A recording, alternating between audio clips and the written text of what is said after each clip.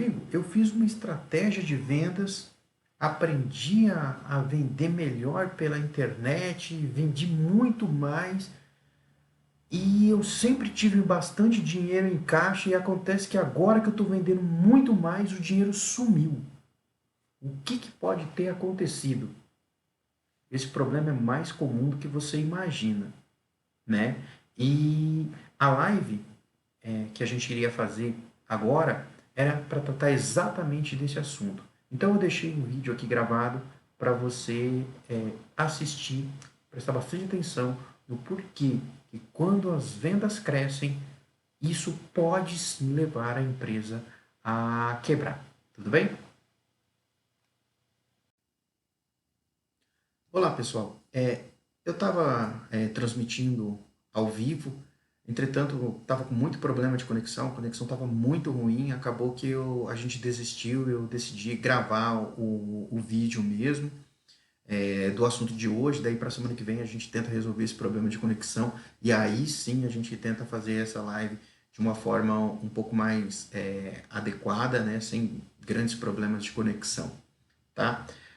Bom, a live que era para ser feita hoje, né, ela versava sobre um tema que é um tema bastante complexo e que no contexto de pequena empresa deveria existir um pouco mais de consciência dos empresários, dos empreendedores, a respeito de como as decisões são tomadas e o que gera essas decisões. É até engraçado quando, por exemplo, eu encontro amigos ou então outros empresários que relatam problemas a respeito do gerenciamento de caixa deles.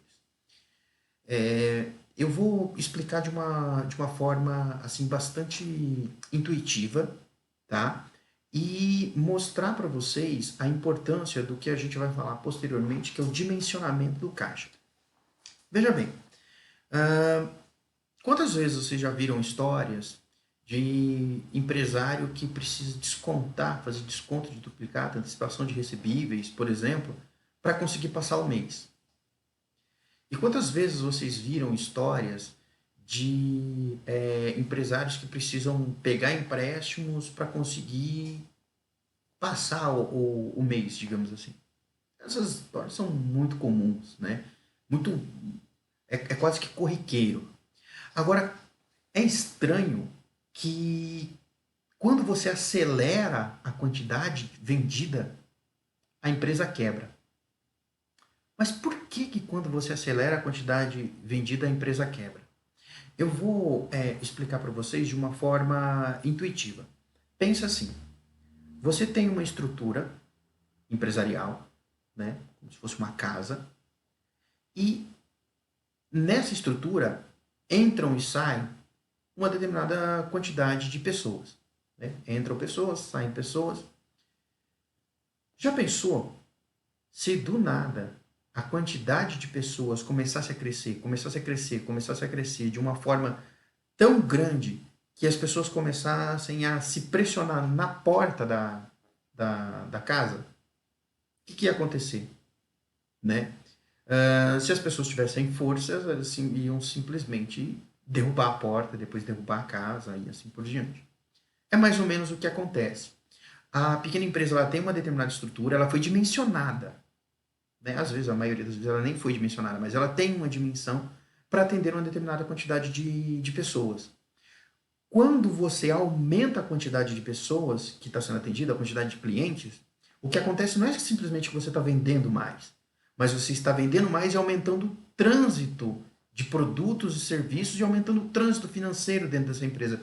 Ora, a gente não pode acreditar, vejam, a gente não pode acreditar que a estrutura de uma grande empresa que vende milhões e milhões é exatamente, ou pode ser exatamente a mesma estrutura de uma pequena empresa. Isso não apenas em termos físicos, mas principalmente em termos financeiros. Ou seja, não adianta você aumentar o tamanho do barracão, aumentar o tamanho da estrutura física da empresa. Você tem que aumentar o tamanho da estrutura financeira da empresa. E isso é o que eu mais reparo todas as vezes que a empresa cresce, o empresário, o empreendedor, ele olha para o crescimento da empresa como sendo algo que vai impactar única e exclusivamente na estrutura física da empresa, desconsiderando a estrutura financeira. Ó, vem comigo que eu vou mostrar para vocês uma coisa. Só um minutinho.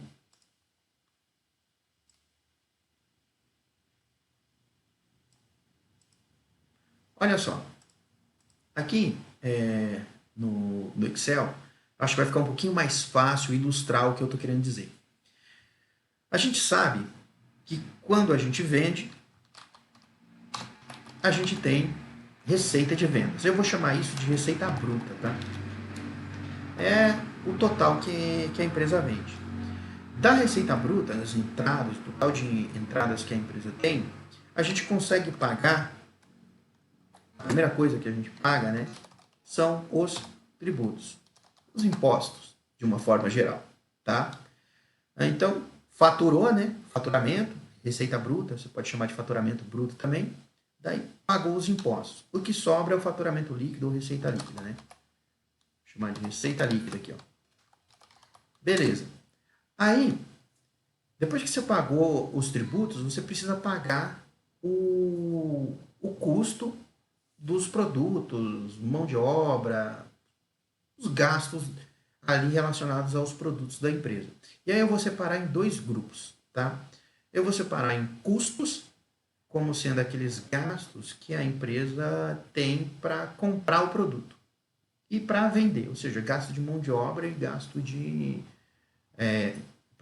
mão de obra de venda, não, mas gasto ali de mão de obra de produção e tal, e gasto da compra do produto, da aquisição do produto, gasto com fornecedores, por exemplo, tá? Então, eu vou chamar de custos isso daqui bem simplesmente. Aí, você tem também despesas, né? Então, custos e despesas são os gastos que normalmente a empresa tem. Eu vou colocar desse jeito, que é um jeito um pouco mais simplificado, tá? Mas vocês vão entender o que eu estou querendo dizer. Veja só. Então, se você tem custos e despesas que vão ser pagos pela receita, o seu lucro vai ser, evidentemente, a diferença entre a receita e o que você pagou de custos e o que você pagou de despesas. Aqui, então, eu estou falando o seguinte: custo é o gasto com fornecedores, gasto com mão de obra ali para a produção. E as despesas são gastos com aluguéis, gastos com energia, água, luz, telefone, essas coisas. Tá? Gastos de escritório, mais relacionados a gastos de escritório. Vamos pensar desse jeito. É uma forma meio simplificada, tá? Mas a ideia é, como nós estamos falando de pequena empresa, a ideia é exatamente a gente deixar esses dois blocos separados por enquanto. É lógico que tudo é gasto, tudo é saída. E o lucro da empresa, que é o que interessa, é a diferença entre esses dois, né? Entre a receita líquida e custos e despesas. Tudo bem? E agora a gente vai fazer o seguinte: eu vou colocar um tipo específico de despesa aqui, que é a chave para que a gente vai discutir hoje, tá? Que é a despesa financeira. Então, quando você, por exemplo, faz um empréstimo, você paga juros e esses juros é despesa financeira. Quando você vai lá e faz um saque direto do seu cheque especial, isso é despesa financeira. Tudo bem? Então, você paga todos os custos e despesas e eu só destaquei despesa financeira e eu vou mostrar por que eu destaquei despesa financeira. Tudo bem? E aí o que sobra é o lucro. Seria muito bonito se tudo fosse perfeito, né? Se, sabe, você compra e paga à vista e recebe tudo à vista e o que sobra é o lucro e é tudo à vista, né? Infelizmente não é assim que funciona a coisa. Bom, vamos pensar uma situação hipotética. Uma situação que eu vejo muito, principalmente em comércio, é o seguinte: para a gente ilustrar, né? O empresário ele vai lá e compra os produtos dele por, sei lá, um valor X, e a receita bruta que é derivado do preço de venda, é 2 vezes o valor de X, ou seja, ele coloca 100% de margem em cima. Algumas pessoas, de forma muito equivocada, acreditam que a empresa dá 100% de lucro. Por quê? Porque ele compra uma calça, por exemplo, por R$ 100 e vende por 200, é 100% de lucro. Por isso eu fiz essas separações aqui, para mostrar que isso é muito equivocado. Tudo bem? Como nós estamos falando de pequena empresa, eu vou colocar um valor aqui que está lá entre 300 mil e 1 milhão por aí, tá? Só para a gente ilustrar isso daí. Eu não sei que valor que eu vou colocar, eu vou aleatorizar aqui. Só para não achar que eu estou fazendo de propósito para dar um determinado valor, né? Vou colocar entre 300 mil e 2 milhões. Então, imagine que a empresa, e isso daqui eu vou travar, tá? Imagine que a empresa ela tem isso daqui de compras, né? Compras, pagamento de funcionários ali que trabalham na produção da empresa e tal. Esse é o gasto dela, né? O gasto com o custo dela. Ponto. Se ela coloca sobre o preço unitário, ela coloca 100% em cima, então a receita bruta dela vai ser 100% a mais disso daqui, né? Então vai dar 2 milhões aqui em cima. Eu só multipliquei por 2, né? É como se você comprasse por 100 e vendesse por 200, né? O que você compra por 50, você vende por 100. O que você compra por 60, você vende por 120. Essa é a dinâmica. Eu vou colocar a tributação total aqui dessa empresa, eu vou colocar 20%. Tá? É mais. É mais. De uma empresa que fatura 2 milhões. Mas colocar 20% aqui, né, ou 15%, tanto faz. Não ia dar tanta diferença assim. Mas colocando 20% aqui é uma alíquota, digamos assim, que é respeitável. Tá? Então, a receita líquida, como eu falei, é a receita bruta menos os tributos. E aí você vai pagar o custo.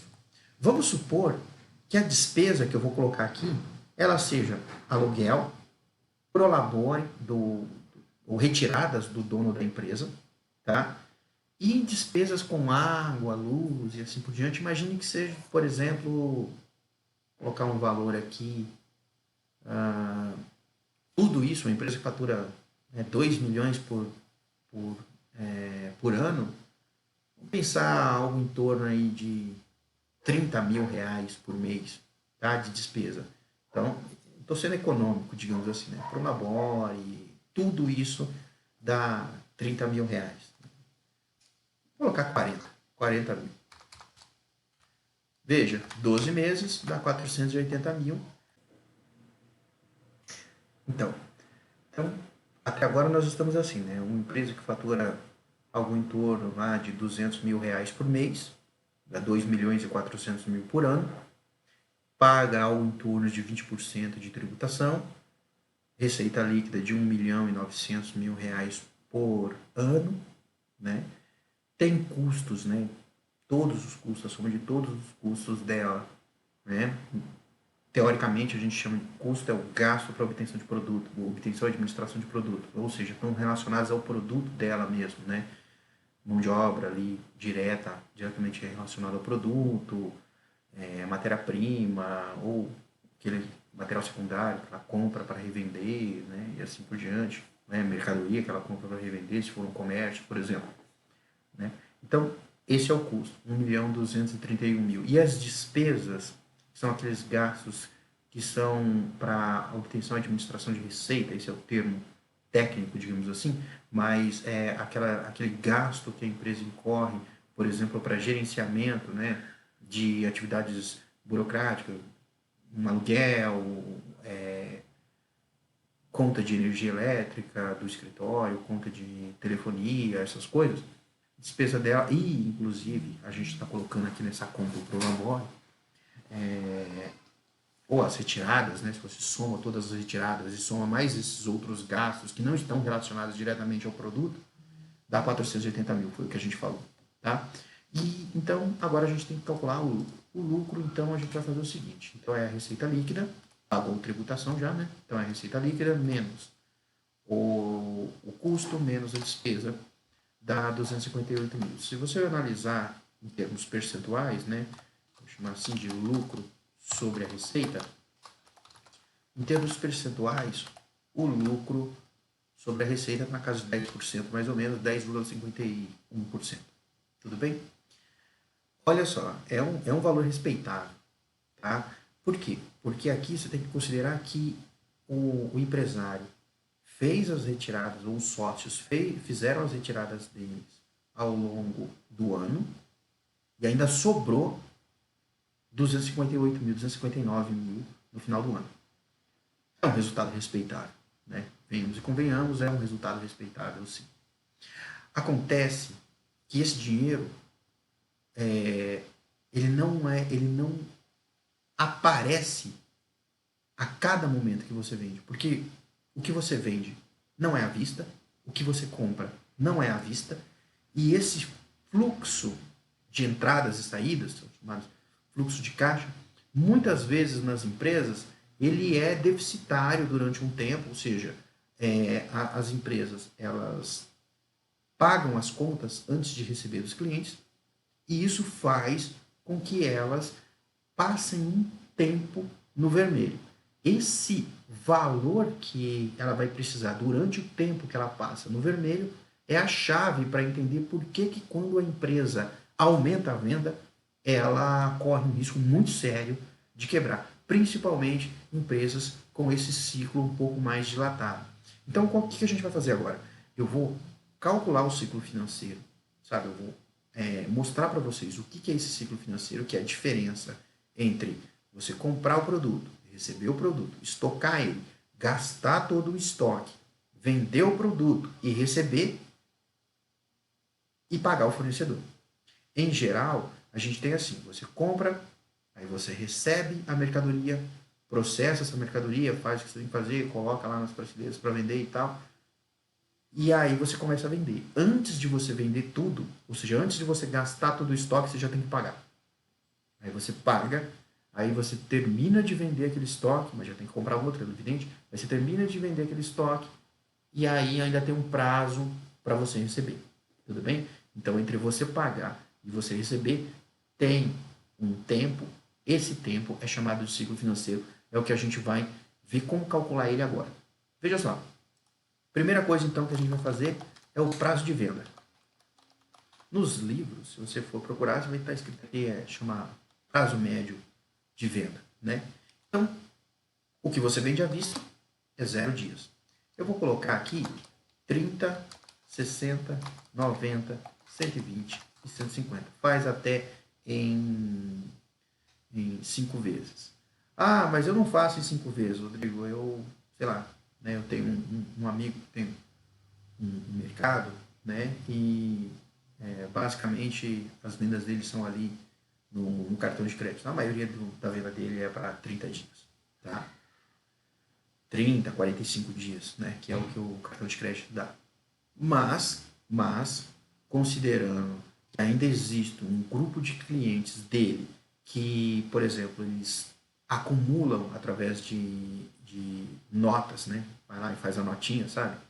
O famoso prego, né? Faz a notinha ali e vai acumulando ao longo do mês. E chega no final do mês, ele vai lá e passa o cartão. Então, esse prazo foi dilatado. Então, o que a gente vai fazer aqui é tentar criar um mecanismo para meio que contrabalancear essas relações de prazo. Tá? Então, aqui eu vou colocar o percentual da venda que é recebida em cada um desses prazos. Ó, estou considerando que a inadimplência é 0 aqui, tá? Tudo vendido no cartão de crédito, essas coisas. Tudo bem? Muitas empresas, a gente sabe, não tem inadimplência 0. Eu vou colocar aqui ó, que a venda à vista dele é 15%. Tá? Eu vou colocar tudo em termos percentuais aqui para facilitar a minha vida. E também vou fazer uma soma aqui para que eu não tenha que depois ficar fazendo a conta, né? Vai que coloca que dá mais de 100%. Né? Aí deu 1. Então eu vou colocar aqui que 35% da venda dele é para 30 dias, 20% para 60 dias, 20% também para 90, 5 sim, tá? Eu vou fazer assim, ó, vou colocar 10 aqui, vou colocar 10 aqui, 10% à vista, tudo bem? Aí, se você multiplicar esses dois itens aqui, que é o quanto você vende em termos proporcionais pelo prazo da venda, você vai ter o prazo que a gente chama de prazo médio ponderado de venda. Esse prazo médio ponderado de venda nessa minha empresa fictícia aqui é de 60 dias. Então vamos agora para o prazo de pagamento das contas, né? Prazo de pagamento de fornecedores, funcionários, impostos e tudo mais. Então eu vou colocar aqui prazo PGTO, prazo de pagamento. Então uma parte paga à vista, mínimo eu espero, aí uma parte paga 15 dias, né? Muitas empresas dão vale, por exemplo, né? Vamos supor que a nossa empresa seja um caso desse, a maioria paga para 30 dias, alguns pagam para 40 e o mínimo, assim, uma quantidade muito pouca, paga para 60 dias. Algumas empresas conseguem, compram um cartão de crédito e tal, pagam entre 60 e 90, alguma coisa desse tipo. Né? Mas o mais comum ali é que o grosso das contas estejam ali até no máximo 60 dias. Ou colocar que a empresa paga 10%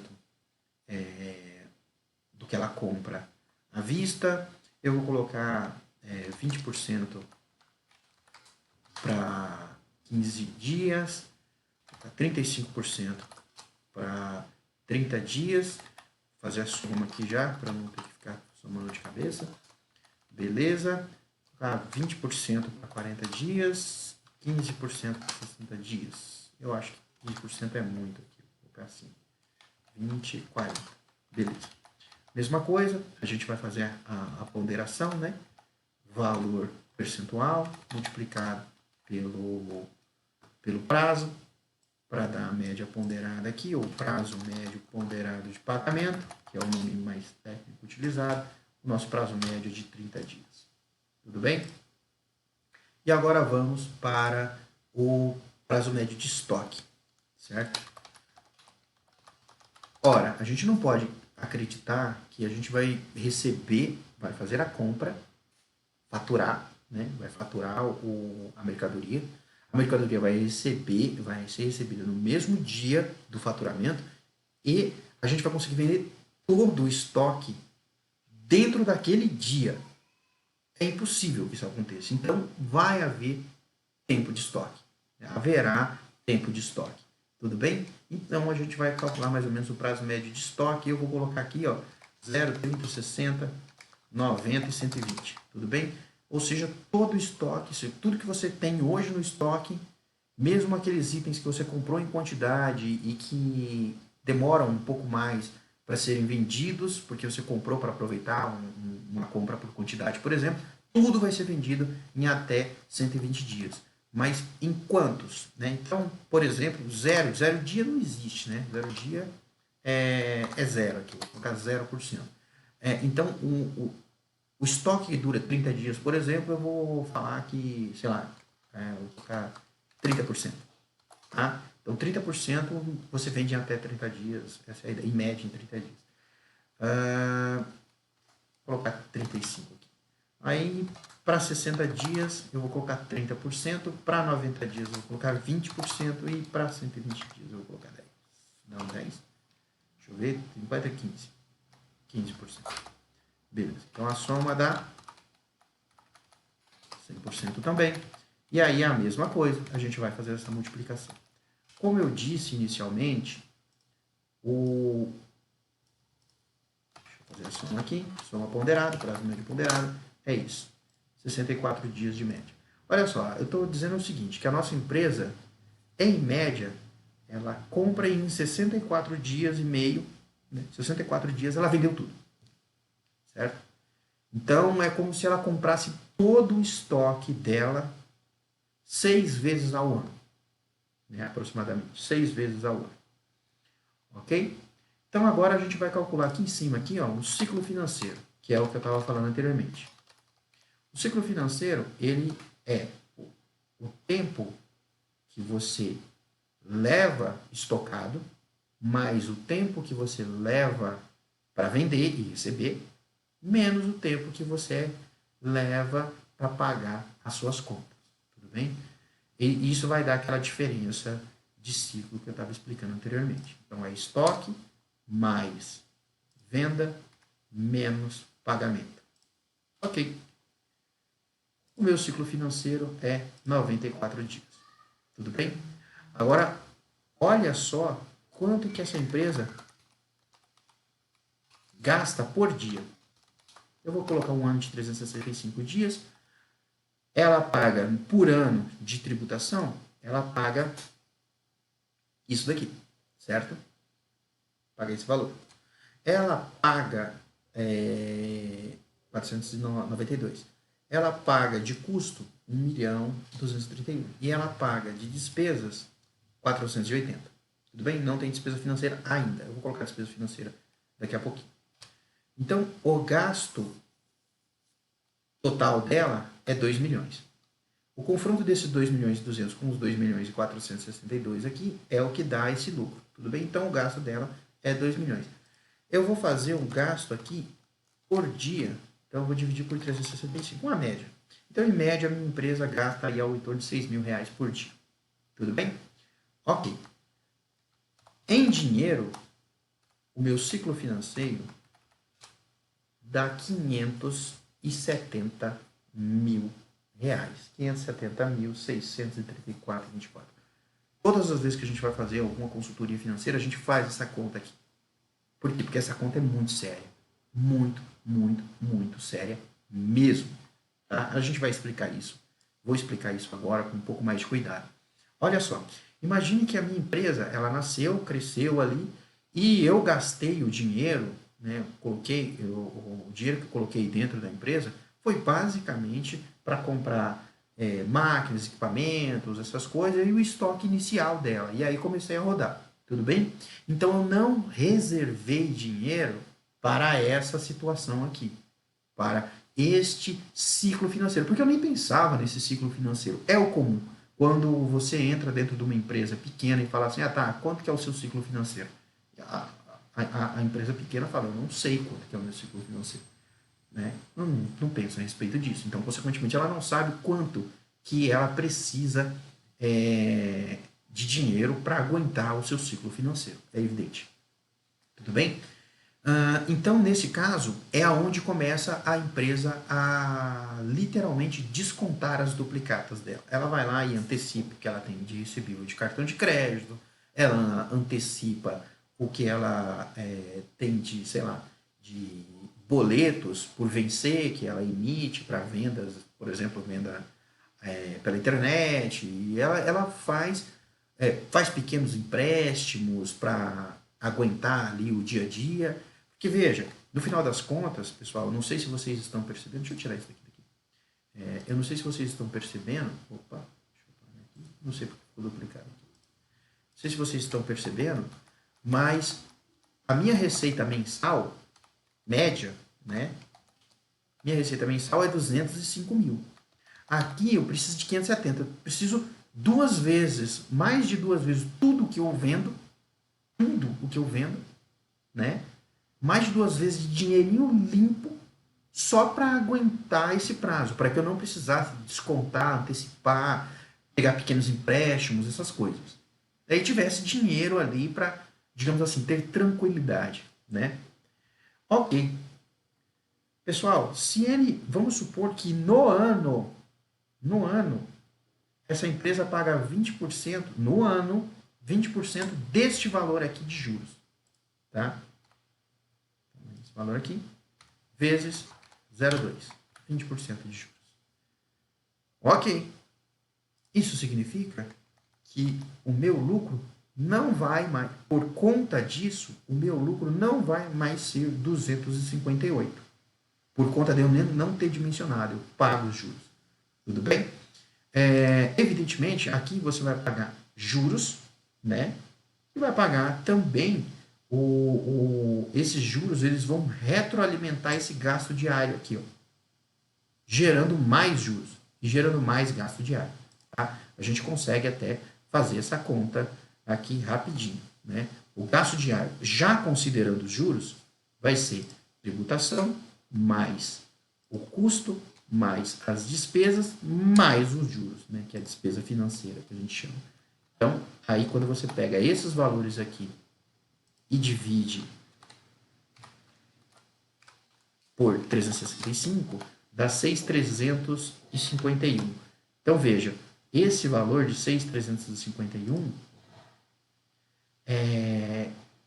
ele é um pouquinho maior do que este valor aqui, ó, certo? Então, o que eu vou fazer? Eu vou deixar aqui assim, ó. Eu vou colocar só a diferença entre os dois aqui, né? R$ 351 mais ou menos, e eu vou digitar essa diferença para não dar redundância, tá? Juros por conta, né? Por conta dos valores vai ser os juros diários, digamos assim, vai ser bem pequeno, mas existirão, né? R$ 312, tá aqui. 312,68, e esse valor aqui vai ser mais 312,68. Tudo bem? Depois a gente faz a conta, deixa essa conta aqui. Depois a gente faz a conta novamente quando fizer algum tipo de alteração. Tudo bem? Isso daqui é os juros dia dessa empresa que fatura R$ 2 milhões. Veja, isso faz com que o meu lucro ele seja diminuído. Ele vai ser diminuído quanto? O valor dos juros. Então anotem, tá? Eu estava tendo um lucro sobre a receita de 10%. Caiu quase pela metade o lucro. E isso não é a coisa mais difícil do mundo de acontecer. Na verdade, é muito fácil. A maioria das empresas tem situações muito piores do que essa daqui. Por quê? Porque elas não conseguem colocar 100% em cima do preço de custo, né? Não é toda empresa que consegue colocar 100% em cima do preço de custo. Então, essa minha empresa aqui, ela consegue colocar 100% em cima do preço de custo. Tudo bem? Vamos lá. Então, saiba que se a sua empresa não consegue colocar 100% em cima do preço de custo, a sua situação vai ser um pouquinho pior. Eu criei uma outra planilha aqui, ó, que essa daqui eu vou chamar de simulação de uma estratégia, tá? Qual que é a ideia aqui? A ideia é o que sempre acontece. Gente, sempre acontece a mesma coisa. Veja, os empresários, eles não têm a consciência disso que a gente está falando aqui, tá? Desses 570 mil reais e tal. Ele pensa assim, né? Deixa eu voltar aqui na minha situação inicial. Eu estou colocando todo o dinheiro que eu recebo dentro da empresa e eu não vejo dinheiro sobrar. E muito pelo contrário, quanto mais eu vendo, mais eu vou precisar de dinheiro. Isso é bem verdade mesmo. Porque, veja, se ele não tirasse R$1 e continuasse vendendo exatamente o mesmo valor que ele vende, aproximadamente, lógico, vai dar uma diferença por causa dos juros que vão diminuir, mas aproximadamente ele precisaria de, deixa eu fazer uma divisão aqui, 3,9 anos. Precisaria de 3,9 anos, 4 anos, só para cobrir e parar de pagar juros, digamos assim. E não precisar antecipar nada, só para cobrir o gasto dele, certo?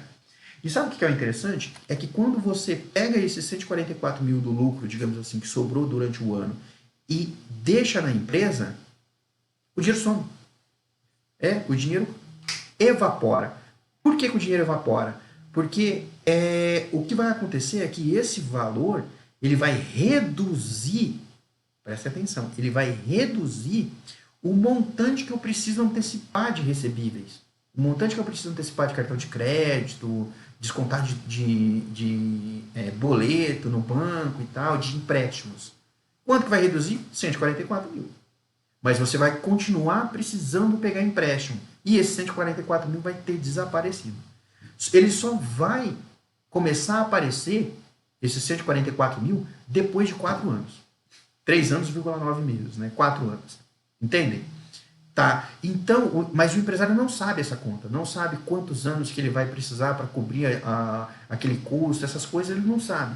O que, que ele sabe? Ele sabe que ele tem que ir no banco pedir empréstimo, ele sabe que ele tem que ir no banco fazer desconto de duplicata, ele sabe que ele tem que fazer antecipação de maquininha de cartão de crédito, e ele sabe quanto custa isso. Então ele pensa assim, já sei, eu vou fazer uma estratégia para vender mais, e aí quando eu vender mais, eu vou receber mais, e recebendo mais, eu vou ter dinheiro e não vou precisar ir ao banco. É aí que mora o perigo. E é aí que é nessa estratégia que a gente dá o nome, deu o nome na live, que é como quebrar uma empresa vendendo mais. Né? Imagine que a estratégia do empresário foi um sucesso. Nosso herói aqui tem uma estratégia que foi um sucesso. E ele vendeu 50% a mais por causa dessa estratégia. Olha só, imagine o seguinte, ele falou assim, olha, eu vou dar 10% de desconto no preço à vista em 5 vezes. Para explodir de venda mesmo, eu vou vender pra caramba e isso vai sobrar muito dinheiro para mim. Será que vai sobrar mesmo? Vamos dar uma olhada nisso.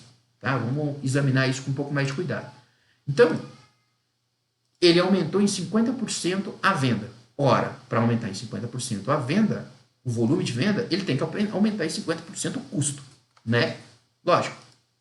Então, o que eu vou fazer? Eu vou fazer assim.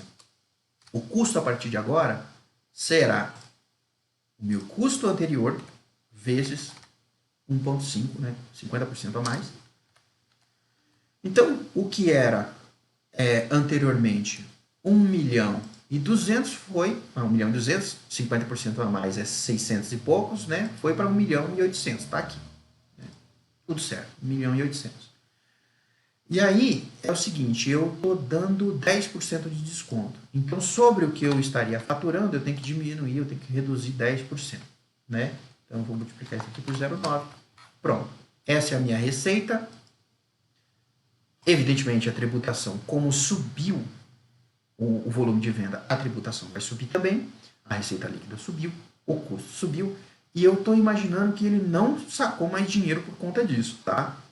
Então, a despesa continua a mesma. Não precisou alugar um lugar de espaço maior, nada. A despesa continua a mesma.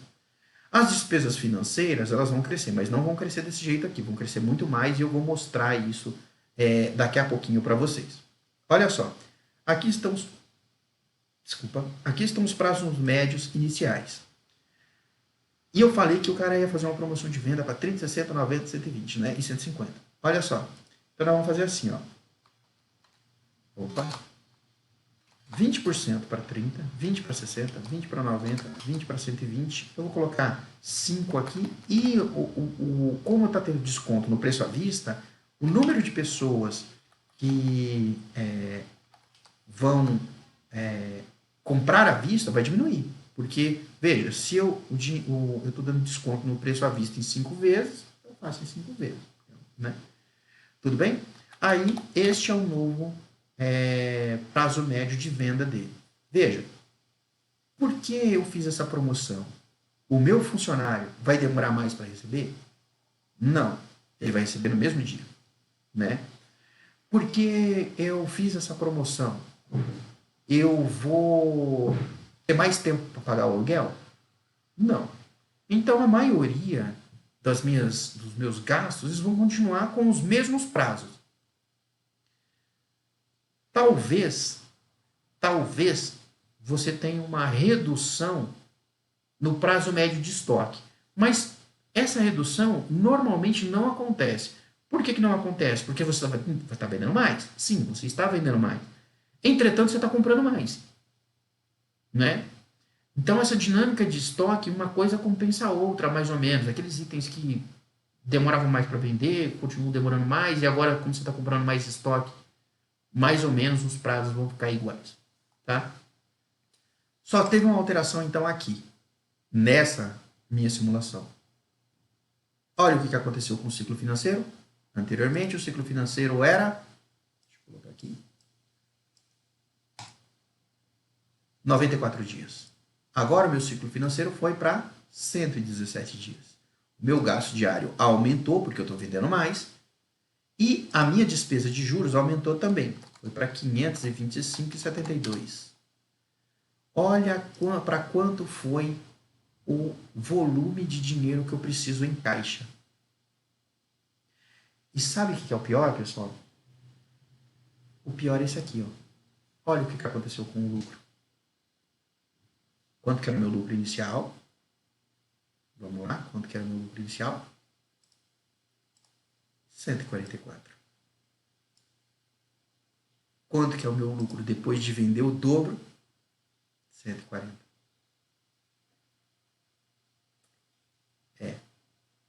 E o pior da história, você continua tendo lucro, é que agora, aquele anos para cobrir o ciclo financeiro, acho que foi esse o nome que eu dei, né? Deixa eu ver aqui, foi anos barra cobertura. Os anos para cobertura do ciclo financeiro, que era 4 anos, 3,9, foi para 6,8. 6,8 anos. Mas esse nem é o maior dos problemas. Lógico, você diminuiu o seu lucro, né? Afinal de contas, começou a pagar mais despesa financeira, diminuiu a margem, porque você deu um desconto de 10%, você diminuiu sua margem, né? E você aumentou a sua despesa financeira, porque você aumentou o seu ciclo financeiro, mas o maior problema nem é esse. O maior problema é o seguinte, se você pegar este valor aqui, ó, do seu novo ciclo financeiro, né, novo valor que você precisa para cobrir o ciclo financeiro, e comparar com o valor que você tinha anteriormente, que era 570 mil, esse valor dá 68% a mais, ou seja, 168% do valor anterior. E, sinceramente, vocês acreditam que uma empresa que está sempre pegando empréstimo, faz essa promoção, expande enormemente a sua demanda financeira, se ela for até o banco precisando de, vou fazer até o valor aqui, ó, ela já tinha 500 mil, 570 mil em empréstimos. Ela, além dos 570, ela vai precisar de mais 390, 388. Você acha que o banco vai dar? É aí que a empresa quebra. Quando os bancos começam a observar que está havendo um volume de operação superior àquilo que a empresa tem capacidade, eles começam a, também chamado de overtrading, eles começam, em grandes empresas, é calculado o coeficiente de overtrading, inclusive, eles começam a cortar as linhas de crédito dessa empresa, ou limitar a expansão do crédito. E aí você não tem dinheiro para cobrir o ciclo financeiro. E aí você entra em financeiras. Ou então você começa a ter mais e mais e mais problemas financeiros. Entendem? Na verdade, nem os juros vão continuar desse jeito, porque aqui eu estou analisando os juros com um crescimento linear. Os juros não vão ter crescimento linear, eles vão crescer um pouquinho mais do que isso ainda, né? Porque o prazo cresce, os juros crescem proporcionalmente um pouco mais. É aí que a empresa quebra, porque ela começa a não conseguir pagar as contas porque ela está vendendo mais. E aí é onde aparece inúmeros empresários que falam, olha, quando eu vendia 100, 150 mil, eu sempre tinha dinheiro em caixa. Agora que eu vendo 300 mil, eu estou precisando pegar empréstimo. É justamente por causa disso. É justamente por causa disso. Então, eu vou dar um conselho para vocês. Assistam novamente esse vídeo, tá? Com bastante cuidado, prestando bastante atenção, e entendam que todas as vezes que você aumenta a sua estrutura de operação, você precisa aumentar a sua estrutura financeira também. Tudo bem? Existem estratégias para fazer isso e o meu objetivo nessa sequência de vídeos que a gente está trabalhando e lives que a gente vai trabalhar é exatamente o de possibilitar que esse mundo de análise e, consequentemente, de gestão das operações financeiras das empresas seja o menos penoso possível. Vejam, o que empresário quer? Vamos pensar desse jeito. O que um empresário, pequena empresa, ele gostaria? Por que ele abre uma empresa? Tá? O empresário, em geral, abre uma empresa porque ele tem basicamente dois objetivos, né? O primeiro objetivo, evidentemente, é de melhorar a sua realidade econômica e financeira. E o segundo objetivo é, normalmente, né, ter um nível de independência um pouco maior. Né? Não trabalhar para os outros, aquela história. Mas vejam, se você é um escravo da empresa e todas as vezes que aumenta um pouquinho a operação da empresa, você tem que correr que nem maluco para conseguir financiar ela, vocês concordam comigo que aquela ideia de liberdade que é própria do empreendedor, ela vai estar bastante prejudicada? Mais do que isso, como ali nunca sobra dinheiro, entendam, nunca está sobrando dinheiro nessa situação. Sempre está precisando de mais e mais e mais dinheiro. Esse empresário ele começa a se perguntar: e quando eu não conseguir mais trabalhar? É uma pergunta que é muito comum para pequeno empresário. Cara, quando eu não conseguir mais trabalhar, quem que vai fazer essas coisas? Quem que vai correr atrás do banco? Quem vai fazer isso? Quem vai fazer aquilo? Eu não tenho aposentadoria. E aí ele fica desesperado. Nessas horas, e quando sobra um pouquinho de dinheiro, por exemplo, aqueles 140 mil lá, o empresário vai lá e descapitaliza ainda mais a empresa. Como? Comprando casa. Compra uma casa. Ele não sabe muito de outros tipos de investimento, ele não sabe sobre várias estratégias de investimento. Então, o que ele faz? Ele compra uma casa, ele constrói uma casa, coloca para aluguel e descapitaliza a empresa. E esse problema se agrava. Certo? É muito comum. Na verdade, isso é a dinâmica das pequenas empresas. Né? Então, entendam. Tem solução este quadro? Tem.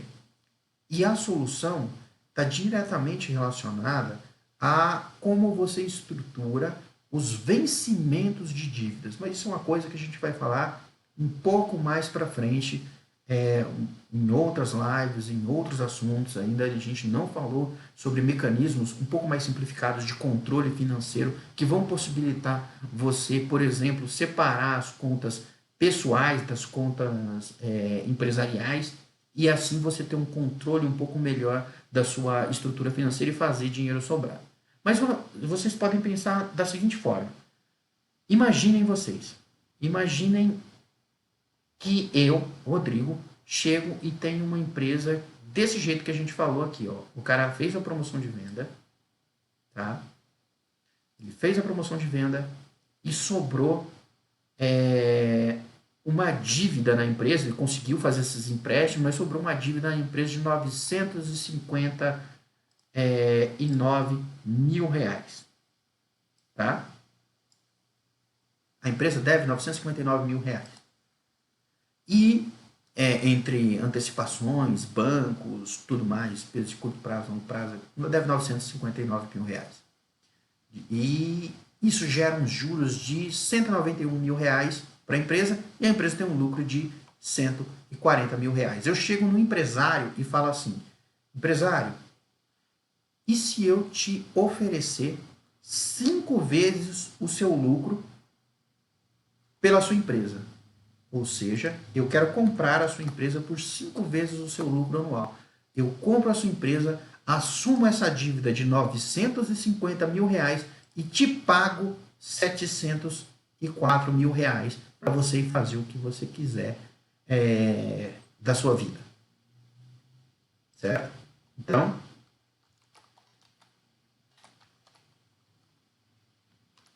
vendeu a empresa por 700 mil. E imagine que eu tenha esses 959 aqui. Isso daqui é cobertura dos juros, ou cobertura do ciclo financeiro.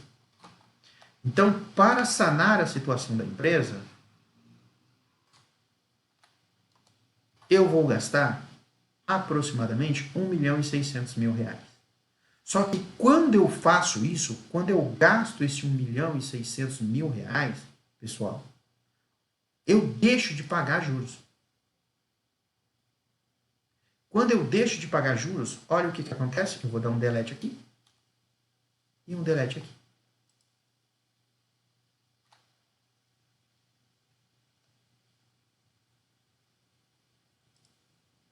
Opa. É porque o valor da venda da empresa cresceu, né? Deixa eu só travar os valores aqui. Então, o valor financeiro do investimento foi 1.600.000 reais. Certo? Deixa eu colar isso daqui em valores para deixar travado. Beleza. 1.600.000. Quando eu faço isso, deixa de existir juros na empresa, tá?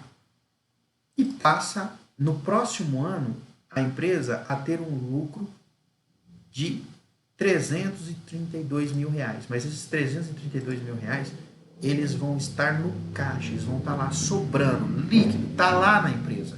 332 mil reais. E aí, você me perguntaria, em quanto tempo eu vou recuperar esse investimento? Exatamente nos mesmos 5 anos.